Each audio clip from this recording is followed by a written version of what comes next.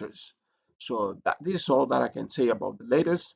But before I end my presentation, I'll just move to something different, and this is about pronunciation. How do you pronounce? So try as much as possible to pronounce the letters loud, but also you need to learn writing them by yourself. So write them on the paper and rewrite them again and again and again, over and over, and then pronounce them aloud. It will help you so much. But there's something that I like you also to be aware of is what is identified as gamma nasal, especially in pronunciation, because gamma nasal happens when you pronounce when you pronounce um, when you have gamma that is followed with gamma, that is followed also with kappa and chi and xi. So there's a different way that you pronounce it, and that is pronouncing it as ng sound, like this word here. This word here is pronounced. You see here, you have gamma nasa because you have two gamma here following each other. So you pronounce it as ng sound. So this will be anglers, anglers, anglers. That's the way it is pronounced. So be informed and be aware of the gamma nasal, because that's very important for you to be aware of. And also, let me introduce to you Greek vowels. In fact, the first vowel that we have in Greek, they're somehow resembling the English vowel, but in a different way. Because the first one that we have is alpha, uh, that is a R sound. Then the second one is epsilon with the E sound. And then we have eta, that's a long E. So the difference between epsilon and eta, that is the epsilon is a short vowel and eta is a long vowel. But we also have iota. Iota is also a vowel. And we have omicron is also a vowel. But we also have upsilon. And lastly, you have omega. So if you look here very carefully, eta and omicron, they are short vowel. But also eta and omega, they are long vowel. You see epsilon and eta, they have the same sound, but the difference is that eta, it takes a long time to, it's somehow lengthy, different from eta, and the same with omicron and omega. But coming to iota and alpha, they can be long or they can also be short. So these are all the vowels that we have in Greek. So once you have the vowels, and again you have the alphabet, you can pronounce the words clearly, and that one will be easier to you, and you will manage that. So that is it. It's very important that you familiarize yourself with. Then there's something that also is related to the pronunciation, and that is the breathing mark. And you need to know that every word beginning with a vowel, diphthong, and all words beginning with a row have a breathing mark. So that's very important for you to be aware with. And the breathing mark is placed over the first vowel and over the second letter of a diphthong. So that is very important. Understand that and be aware of that. So we have the rough breathing, which it's this one having a single opening chord, and this one is pronounced with an H sound, like this word you pronounce as super, so it has a H sound. But then you have the smooth breathing mark. This is a single closing quote, which is unpronounced. like the word here, apostolos. So this one does not affect anything. So you need to focus on the rough breathing mark because that one is very important for you when you are learning Greek. Now, if a word begins with a capital single vowel, then the breathing is placed before the vowel, like this word uh, Isaac. Isaac. So Isaac is you see beginning with the vowel, and as we said, you can see this breathing mark. This is actually a smooth breathing mark. So is put at the beginning before the vowel. So that's something that you also need to be aware of and you need to understand. Well, there's something that I like also to let you know, especially that is related to vowels, and that is a diphthong, diphthongs. And when we talk about diphthong, this is very important that you understand. Diphthongs is actually two vowels that produce one sound. Two vowels producing one sound are referred to as a diphthong. Diphthong. The second vowel is always I or U. So be aware of that as you keep on learning. So we have also what is referred to as improper diphthong. So improper diphthong is formed by a vowel and iota subscript. That is what we call improper diphthong. Like iota subscript is what we refer to as a small iota that is written under the vowel. Can you see this vowel, alpha, and you can see a small iota that is written under this vowel. So when you see something like this, that is what we refer to as iota subscript. But you have also eta, omega. Yeah, I hope you're able to see this iota subscript, a small iota that is placed under the vowel. And this is normally unpronounced, like in this word aura. Aura, so is not pronounced. So be aware of that. But also we have what we call the diaresis, and this is a sign indicating that two vowels separate, they are pronounced and they're separated from each other. And that's the reason you have those two signs like this one. This sign indicates a diaresis. So you don't pronounce this as a diphthong when you see this sign diaresis. So it will be Isaias. So it's different. So that's diaresis, and I hope that you're able to make a follow-up.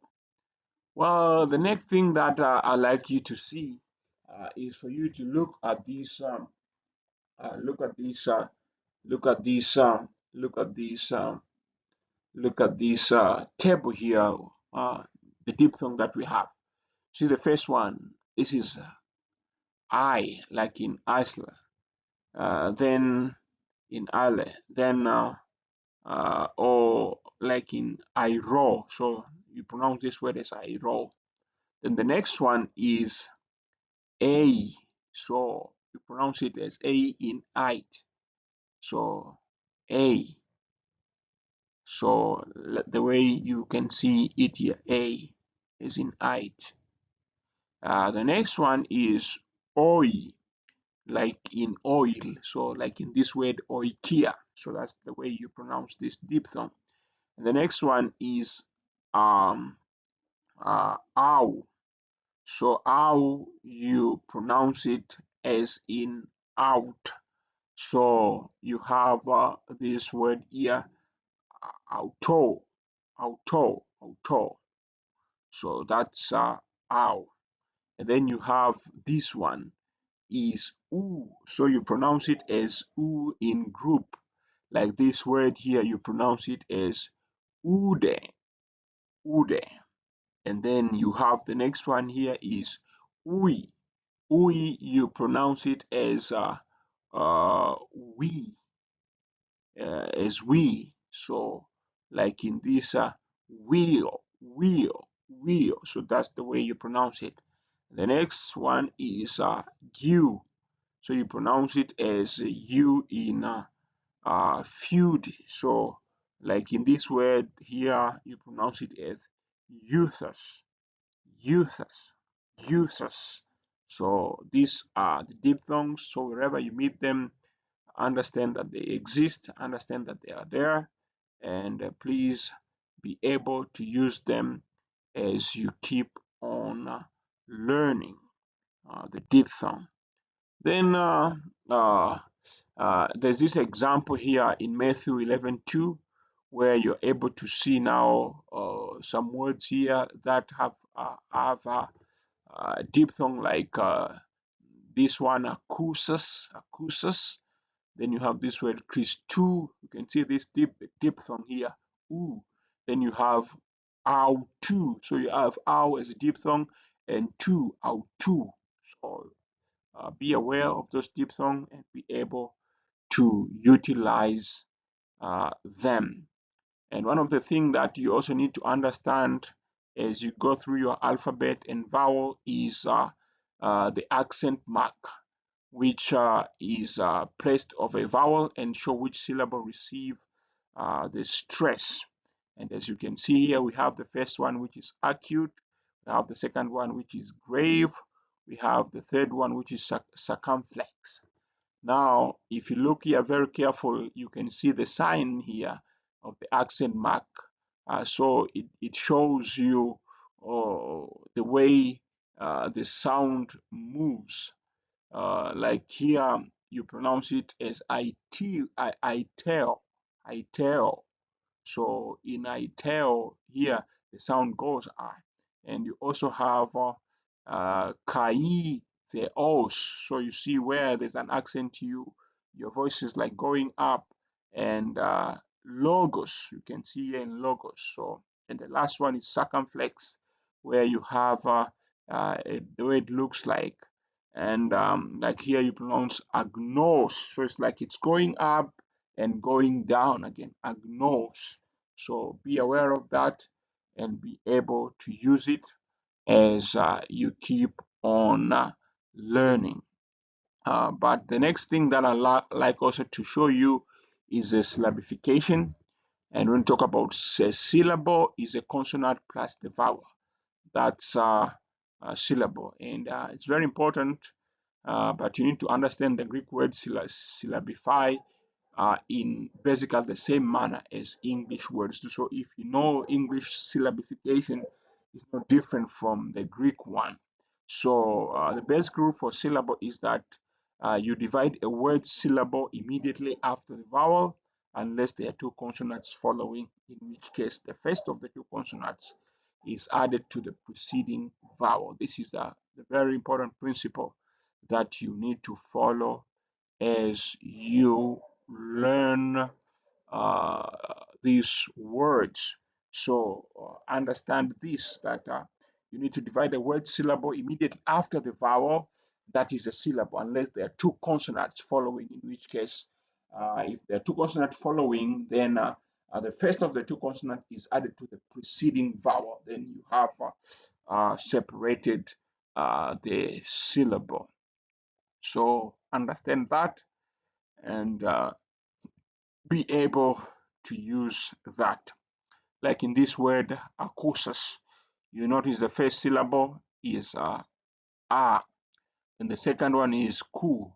After this vowel you divide, then you have sas, so sounds like accusa.